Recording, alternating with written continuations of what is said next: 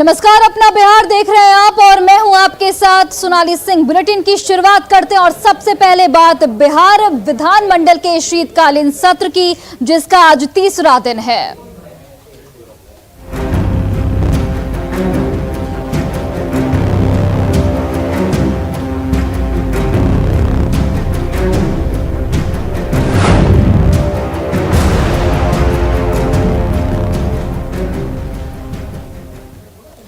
तो विधानमंडल के शीतकालीन सत्र के 5 दिनों के सत्र का आज तीसरा दिन है। आज भी सदन की कार्यवाही में हंगामे के पूरे आसार नजर आ रहे हैं।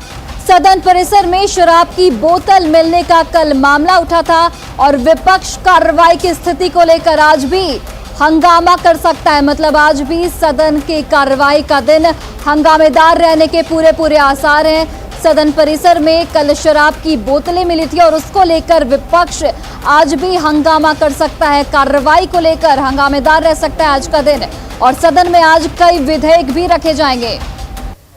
तो शीतकालीन सत्र का आज तीसरा दिन है और आज के दिन भी हंगामे के पूरे आसार नजर आ रहे हैं। जिस तरीके से कल विधानसभा परिसर में शराब की बोतलें बरामद की थी, उसको लेकर आज विपक्ष हंगामा कर सकता है। विधानसभा के शीतकालीन सत्र का आज तीसरा दिन है और आज भी शराबबंदी का मुद्दा छा रह सकता है, क्योंकि कल तेजस्वी यादव ने आरोप लगाया था कि विधानसभा कैंपस के अंदर शराब की बोतल मिली है और जिसके बाद सदन में उठकर नीतीश कुमार ने काफ़ी कड़े तेवर दिखाए थे और उन्होंने डीजीपी और चीफ सेक्रेटरी को बुलावा भेजा और उसके बाद जांच के लिए खुद डीजीपी और चीफ सेक्रेटरी पहुंचे थे। तो जाहिर सी बात है, शराबबंदी के मुद्दे पर विपक्ष के तेवर लगातार तीखे होते जा रहे हैं और कल के बाद आज भी उम्मीद है कि शराबबंदी का मुद्दा छाया रह सकता है और विपक्ष कार्य स्थगन प्रस्ताव भी ला सकता है शराबबंदी के मुद्दे पर। तो जाहिर सी बात है, कई सारे ऐसे मुद्दे हैं जिस पर विपक्ष लगातार सत्ता पक्ष पर हमला बोल रहा है, लेकिन सत्ता पक्ष भी लगातार हर सवाल का जवाब देने की पूरी कोशिश कर रहा है। लेकिन शराबबंदी का मुद्दा ऐसा है जिस मुद्दे पर सत्ता पक्ष और विपक्ष आमने सामने हो जा रहे हैं और आज खबर ये भी है कि शराबबंदी के मुद्दे पर कार्य स्थगन प्रस्ताव भी लाने की कोशिश की जा सकती है। तो जाहिर सी बात है, छोटे से सत्र में लगातार हंगामा हो रहा है और इसी बीच में कई विधायी कार्य भी हो रहे हैं। तो जाहिर सी बात है, विधानसभा का तीसरा दिन भी आज हंगामा होने के पूरे आसार है और नजर इस बात पर लेकर टिके रहेंगे कि सदन के अंदर आज क्या कुछ तस्वीर दिखती है। लेकिन इतना तो तय है कि विपक्ष इस छोटे से सत्र में सत्ता पक्ष को घेरने का कोई भी मौका अपने हाथ से जाने नहीं दे रहा है। कैमरामैन दीपक के साथ आनंद अमृतराज, न्यूज 18 नेटवर्क, पटना। और अब आइए आपको बताते हैं कि विधानसभा में आज की कार्यवाही में क्या क्या प्रस्तावित है। देखिए, आज की कार्यवाही की शुरुआत प्रश्नकाल से होगी। विधानसभा में ध्यानाकर्षण सूचनाओं पर सरकार जवाब देगी। तो आज शीतकालीन सत्र का तीसरा दिन है और आज विधानसभा में ध्यानाकर्षण सूचनाओं पर सरकार जवाब देगी। सदन में आज सीएजी की रिपोर्ट भी रखी जाएगी और सदन में आज 2019-20 के लिए कराई गई ऑडिट रिपोर्ट भी रखी जाएगी। वहीं देखिए, बिहार भूमि दाखिल खारिज संशोधन विधेयक 2021 भी आज सदन में पेश किया जाएगा। अब आइए आपको बताते हैं कि विधान परिषद में आज की कार्यवाही में क्या क्या प्रस्तावित है। देखिए, सदन में सबसे पहले प्रश्नोत्तर काल लिया जाएगा। विधान परिषद में भी सीएजी की रिपोर्ट पेश की जाएगी। लोकायुक्त की ओर से अलग अलग वर्षों के लिए वार्षिक रिपोर्ट रखी जाएगी। आज तकनीकी सेवा आयोग संशोधन विधेयक भी रखा जाएगा। वहीं निजी विश्वविद्यालय संशोधन विधेयक भी आज पेश किया जाएगा। तो देखिए, शीतकालीन सत्र का आज तीसरा दिन है और आज कई प्रस्तावित है, कई कार्यवाही भी प्रस्तावित की गई है और इसी को लेकर हमारे सहयोगी विधानसभा परिसर से आनंद अमृतराज लाइव जुड़ चुके हैं। आनंद, देखिए, जिस तरीके से कल विधानसभा परिसर में शराब की बोतलें बरामद की गई थी, उसको लेकर विपक्ष ने कल भी जोरदार हंगामा किया था और आज का दिन भी हंगामेदार रहने के पूरे आसार नजर आ रहे हैं। देखिए सोनाली, निश्चित तौर पे कल शराब का मुद्दा बेहद छाया रहा और जब नेता प्रतिपक्ष तेजस्वी यादव ने सदन के अंदर ये मुद्दा उठाया कि विधानसभा कैंपस के अंदर शराब की बोतल मिली है, जब बिहार में शराबबंदी कानून लागू है और आप सुरक्षा के दावे भी करते हैं और कड़ाई की भी बात करते हैं, तो विधानसभा परिसर है वो इतना सेंसिटिव माना जाता है, सुरक्षित माना जाता है, तो यहाँ पे शराब की बोतल कैसे मिली। उसके बाद पलटवार करते हुए नीतीश कुमार ने भी कहा कि जो लोग भी इसके पीछे हैं उन्हें छोड़ा नहीं जाएगा और यही वजह है कि अनन फनन में डीजीपी और चीफ सेक्रेटरी दोनों पहुंचते हैं और खुद इस पूरे मामले की जांच करते हैं। और आज असर भी देखने को मिल रहा है कि विधानसभा में सुरक्षा व्यवस्था बेहद कड़ी कर दी गई है। जो भी हो, पैदल हो, वाहन से उनकी जांच की जा रही है। देखिए, शराब का मुद्दा एक ऐसा मुद्दा है जिसके बहाने सत्ता पक्ष को लगातार विपक्ष घेरने की कोशिश कर रहा है और आज यही मुद्दे पर फिर से कार्यस्थगन प्रस्ताव लाने की भी बात आरजेडी के विधायक ने कही है। और कांग्रेस के लोगों ने कहा है कि विश्वविद्यालय में जो कुलपतियों के भ्रष्टाचार के मुद्दे हैं उस मुद्दे को उठाने की आज कांग्रेस की तरफ से तैयारी की जाएगी। तो सत्ता पक्ष को घेरने का जो भी मौका विपक्ष को मिल रहा है, चाहे शराबबंदी का मुद्दा हो या फिर भ्रष्टाचार का मुद्दा हो, विपक्ष पूरे तेवर से सरकार को घेरने की कोशिश कर रही है। सरकार भी अपने असर से पूरे मामले के जवाब देने की कोशिश कर रही है। लेकिन आज भी मुद्दा शराबबंदी का हावी रहने का पूरा जो दारोमदार है विपक्ष के ऊपर कि शराबबंदी के मुद्दा को किसी कीमत पे नहीं छोड़ना है। आज विपक्ष के नेताओं से हमारी बातचीत भी हो रही थी, उन्होंने भी कहा है कि शराबबंदी का मुद्दा हम किसी कीमत पे छोड़ने वाले नहीं है। जब बिहार में आप शराबबंदी का दावा करते हैं तो इतने सेंसिटिव जगह पे जब शराब की बोतल मिल सकती है तो आपके दावे पे कैसे एतबार किया जाए। तो आज इस मुद्दे पर देखना आनंद, देखिए, हालांकि कल ही नीतीश कुमार ने ये साफ कर दिया था कि विधानसभा परिसर में शराब की बोतलें मिलना कहीं से भी एक्सेप्टेबल नहीं है और इसके खिलाफ सख्त से सख्त कार्रवाई की जाएगी। वहीं सरकार के भी कई मंत्री और कई विधायकों ने विपक्ष पर सवाल उठाए हैं कि विपक्ष की इसमें साजिश भी हो सकती है। बिल्कुल, देखिए, आपने बिल्कुल सही कहा सोनाली। बिहार सरकार के मंत्री हैं नीरज कुमार बबलू हो, जीवेश मिश्रा हो, ये ऐसे कुछ मंत्री हैं जिन्होंने साफ साफ कहा कि भाई इसमें विपक्ष की साजिश हो सकती है। नीरज कुमार बबलू तो साफ कहा कि आरजेडी वालों का काम है। जो गोपाल मंडल हैं जेडीयू के विधायक, उन्होंने कहा कि भाई कैसे विपक्ष को पता चल गया कि इसी जगह पे शराब की बोतल रखी हुई है। बहरहाल ये अपना तर्क है, लेकिन नेता प्रतिपक्ष उस जगह पे भी गए थे और उन्होंने अपनी आंखों से देखा और उसकी जानकारी उन्होंने सदन में दी कि भाई शराब कैंपस में उन्हें कहीं जानकारी मिली थी कि भाई यहाँ पे एक शराब की बोतल है और उसके बाद इस मुद्दे को उन्होंने सदन के अंदर उठाया। तो सत्ता पक्ष भले ही कोई तर्क दे, लेकिन ये तो सवाल तो खड़े हो ही गए ना कि विधानसभा परिसर में अगर शराब की बोतल मिलती है तो सवाल तो खड़े होंगे। और यही वजह है कि मुख्यमंत्री के तेवर कल बेहद खड़े हो गए थे और उनके तेवर की वजह से ही आनन फानन में डीजीपी और चीफ सेक्रेटरी भागे भागे आते हैं और उस जगह पे भी जाते हैं जहाँ पे ये बोतल बरामद हुई थी। तो सत्ता पक्ष के लिए भी एक ऐसा कल मामला उठ गया था कि उसे जवाब देते नहीं बन रहा था। बहरहाल नीतीश कुमार ने बिल्कुल आनंद इनिशिएटिव लेते हुए आगे बढ़कर इस पूरे तो आज तीसरे दिन भी हंगामेदार रहने के आसार हैं। जिस तरीके से शराबबंदी के मुद्दे पर विपक्ष लगातार सरकार पर हमलावर है, तो अब देखने वाली बात होगी कि अब से कुछ ही वक्त में सदन की कार्रवाई शुरू हो जाएगी और कितना हंगामा विपक्ष की ओर से किया जाता है ये देखने वाली बात होगी। चलिए बढ़ते आगे। विधानसभा परिसर में शराब की बोतलें मिलने के बाद पुलिस अब सजग हो गई है। परिसर में आने वाले हर शख्स की गहन तलाशी ली जा रही है। कुछ देर पहले संवाददाता आनंद अमृतराज ने रिपोर्ट भेजी, उसे आप भी देखिए। बिहार विधानसभा कैंपस में शराब की बोतल मिलने के बाद सुरक्षा व्यवस्था बेहद कड़ी कर दी गई है और इस वक्त हम आपको तस्वीर दिखा रहे हैं विधानसभा की, जहां पे कोई भी वाहन से आए उनकी कड़ी जांच की जा रही है और हर एक चीज़ को चेक किया जा रहा है, चाहे कमर चेक करना हो या फिर बाइक के अंदर जो डिक्की है, तमाम चीज़ों को चेकिंग की जा रही है। और चूँकि कल चीफ सेक्रेटरी और डीजीपी पहुँचे थे और उन्होंने खुद से इस पूरे मामले की जाँच की थी, शराब की बोतल जो मिली थी, उसके बाद सुरक्षा के कड़े निर्देश दे दिए गए हैं।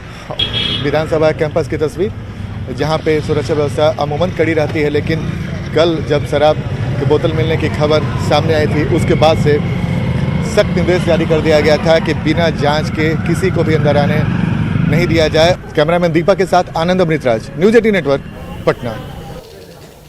और अब बात सीएम नीतीश कुमार की यात्रा की, जो एक बार फिर 15 दिसंबर से लोगों के बीच होंगे। इस बार मकसद शराबबंदी के प्रति महिलाओं को जागरूक करना है।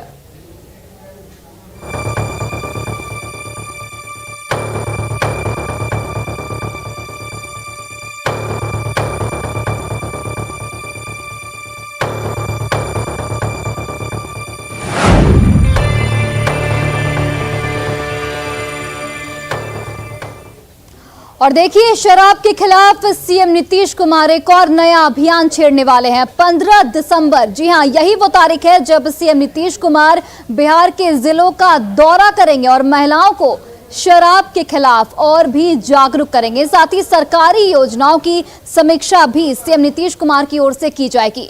हालांकि कार्यक्रम की रूपरेखा अभी पूरी तरह से तैयार नहीं की गई है कि मुख्यमंत्री अपने अभियान की शुरुआत कहां से करेंगे।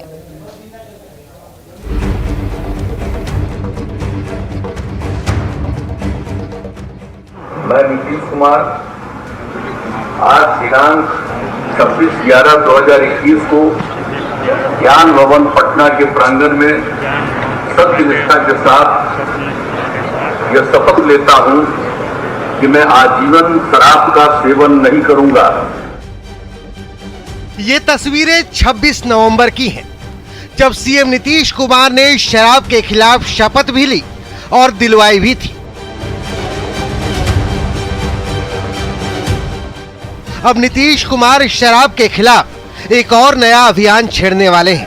15 दिसंबर से नीतीश कुमार अलग अलग जिलों में जाकर महिलाओं को जागरूक करेंगे, साथ ही शराबबंदी की समीक्षा भी करेंगे। सबसे बड़ी बात है कि जिलावार मुख्यमंत्री शराबबंदी की समीक्षा भी करेंगे और तमाम जो योजनाएं हैं सरकार की उसकी भी समीक्षा करेंगे। लेकिन अपने इस यात्रा के दौरान महिलाओं को नीतीश कुमार इस बार जागरूक करेंगे कि किस तरीके से बिहार में शराबबंदी अभियान को सफल किया जा सके। महिलाओं की मांग पर शुरू की गई शराबबंदी के लिए सीएम नीतीश कुमार अब महिलाओं को जागरूक करेंगे। शराबबंदी को पूर्णतः सफल बनाने के लिए आगे आने की अपील भी करेंगे, साथ ही सरकारी योजना और शराबबंदी की समीक्षा भी करेंगे। पटना से न्यूज़ 18 के लिए शैलेंद्र कुमार की रिपोर्ट। अब आइए आपको बताते हैं कि सीएम नीतीश कुमार ने अब तक कौन कौन सी यात्रा कब कब की है। देखिए ग्राफिक्स के जरिए हम आपको एक एक करके बता रहे हैं। सीएम नीतीश कुमार ने 12 जुलाई 2005 को न्याय यात्रा की।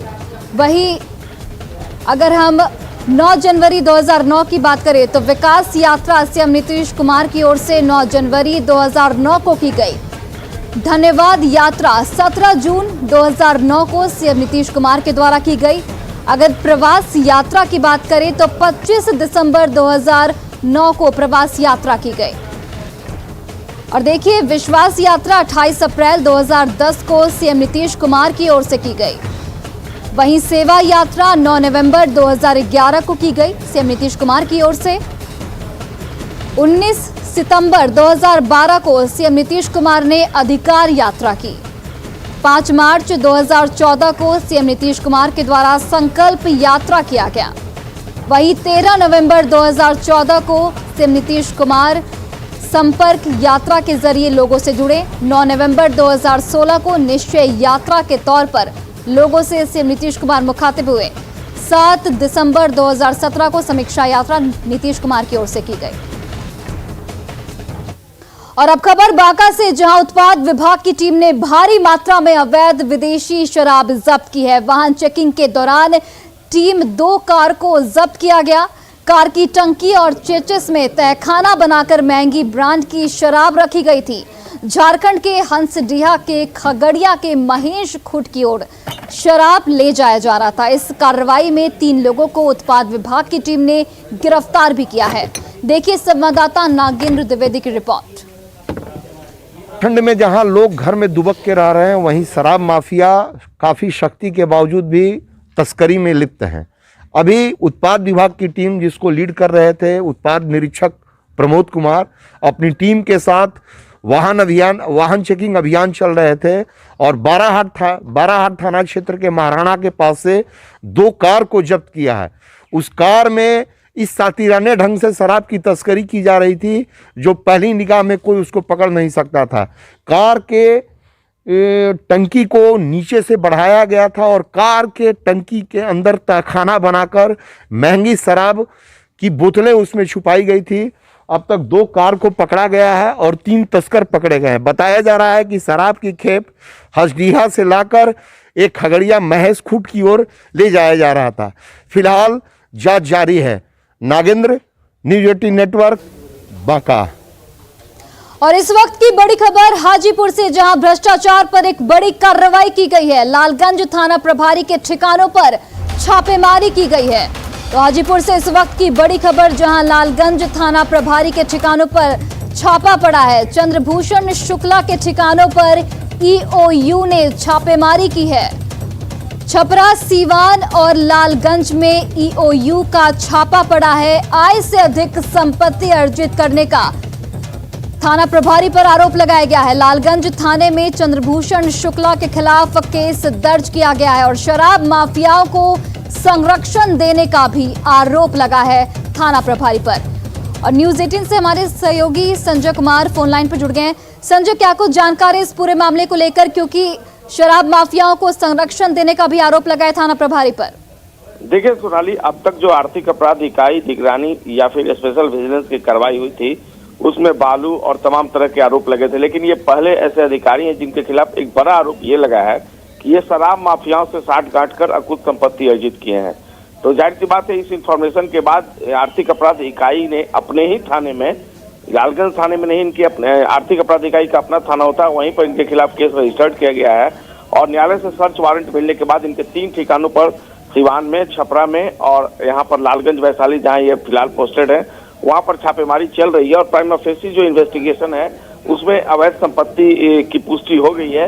एडीजी जो है आर्थिक अपराध इकाई के नैयर हसनैन खान, उनसे जो जानकारी मिली है उसके आधार पर इनके खिलाफ प्राइमा फेसी जो इन्वेस्टिगेशन चला है उसमें अब इनकी मुश्किलें बढ़ेंगी और शराब माफियाओं से साठ-गांठ कर जिस तरीके से इन्होंने अकुत संपत्ति अर्जित की है, तो ऐसे में एक मैसेज देने की कोशिश की गई है कि अगर आप शराब माफियाओं से किसी भी तरीके से, केवल शराब मिलने से ही नहीं, अगर उनके साथ आप साठ-गांठ कर अकुत संपत्ति अर्जित करते हैं तो इस अकुत संपत्ति को बाहर निकाला जाएगा। और इस तरीके से नीतीश सरकार ने एक मैसेज दे दी है इस एक्शन के माध्यम से कि शराब माफियाओं से किसी भी तरह का संबंध आपको भारी पड़ सकता है। जी सोनाली। संजय, देखिए, ये छापेमारी कब तक जारी रहेगी और ये भी बताइए कि और किन किन ठिकानों पर छापा पड़ सकता है? देखिए, इनके 3 ठिकानों पर फिलहाल छपरा, सिवान और लालगंज जहां वो पोस्टेड है, 3 ठिकानों पर छापेमारी चल रही है और छापेमारी में जो पुलिस अधिकारी हैं जो वो लगे हुए हैं और प्राइमा फेसी इन्वेस्टिगेशन में उन्होंने पुष्टि की है कि इनके खिलाफ आय से अधिक संपत्ति जो है उसकी जानकारी मिल गई है और इसी आधार पर ये छापेमारी चल रही है। फिलहाल हमें इंतजार करना होगा, शाम तक ये छापेमारी चलेगी और क्या क्या इनके ठिकानों पर मिलता है, आय से अधिक इन्होंने कितनी संपत्ति अर्जित की है, ये सब कुछ आज शाम तक निकलकर सामने आ जाएगा। जी चलिए संजय, बहुत बहुत धन्यवाद तमाम जानकारियों के लिए। और मोतिहारी से इस वक्त की बड़ी खबर, जहां बड़ा रेल हादसा टल गया है। मालगाड़ी से अलग 2 डिब्बे हो गए थे, हालांकि गनीमत रही कि बड़ा हादसा यहां पर टल गया। तो मोतिहारी से इस वक्त की बड़ी खबर आपको बता रहे हैं, जहां पर बड़ा रेल हादसा टल गया है। मालगाड़ी से 2 डिब्बे अलग हो गए थे मोतिहारी कोर्ट स्टेशन की ये पूरी घटना बताई जा रही है। चलती मालगाड़ी से डिब्बे अलग हुए थे, 2 डिब्बे अलग हो गए थे, लेकिन गनीमत ये रही और राहत की बात ये रही कि बड़ा हादसा यहां पर टलता हुआ।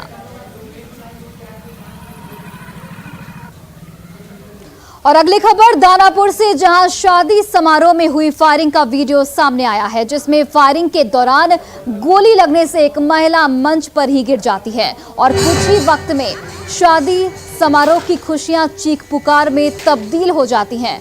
गोली लगने से घायल महिला को आनन फानन में अस्पताल में भर्ती कराया गया, लेकिन इलाज के दौरान आज महिला की मौत हो गई। मृतक दानापुर नगर परिषद के वार्ड संख्या 15 के पार्षद डॉक्टर सुजीत कुमार की पत्नी सन्नी देवी थी। इस मामले में पुलिस ने कार्रवाई के दौरान 2 लाइसेंसी राइफल और 1 लाइसेंसी पिस्टल भी बरामद किया है और इनके पास से 65 पिस्टल की गोली और 100 राइफल की गोली को भी बरामद किया गया है। पकड़े गए आरोपी सुजीत और पवन बताए जा रहे हैं, दोनों एक्स आर्मी के जवान हैं।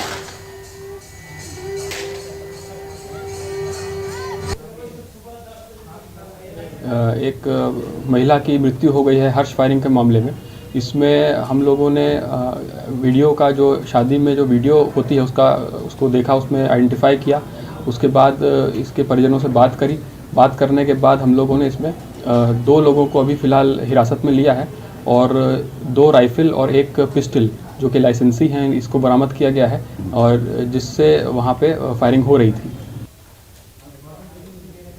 और देखिए दानापुर से इस वक्त की बड़ी खबर, जहां शादी समारोह में फायरिंग में एक व्यक्ति को गोली लग गई है। मनोज नाम के व्यक्ति को गोली लगी है। शादी समारोह में फायरिंग हुई और उसमें एक व्यक्ति को गोली लग गई। सगुना मोड़ स्थित निजी नर्सिंग होम में फिलहाल उस व्यक्ति को भर्ती कराया गया है। मनेर थाना क्षेत्र के छितनावा की ये पूरी घटना बताई जा रही है।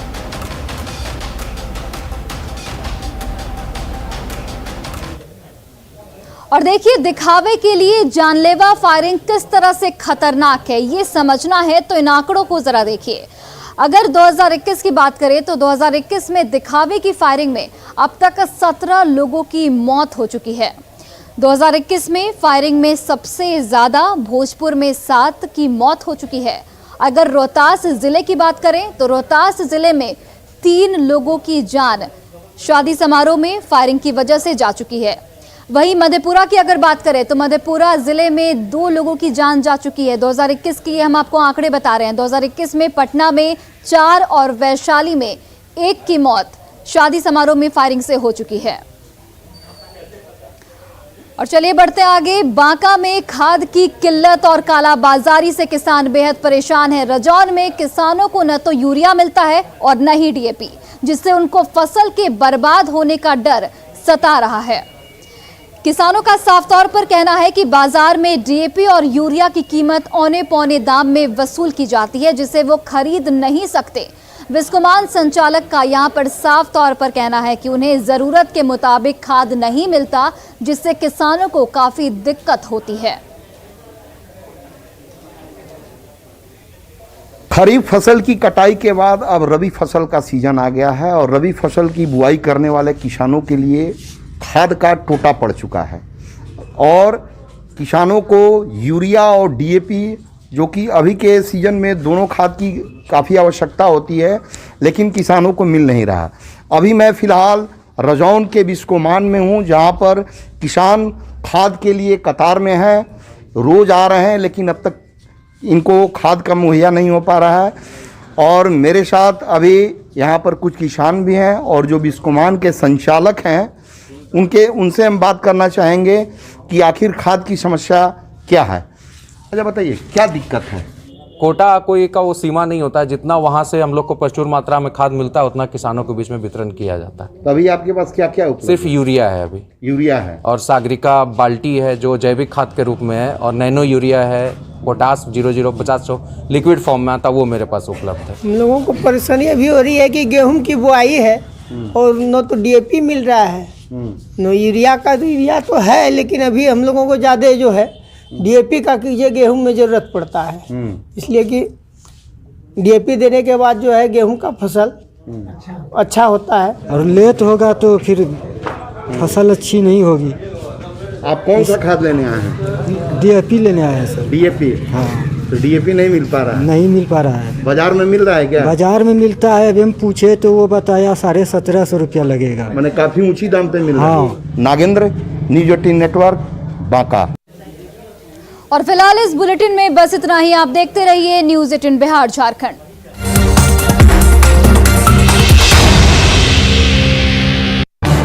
इस न्यूज हेडलाइंस के प्रायोजक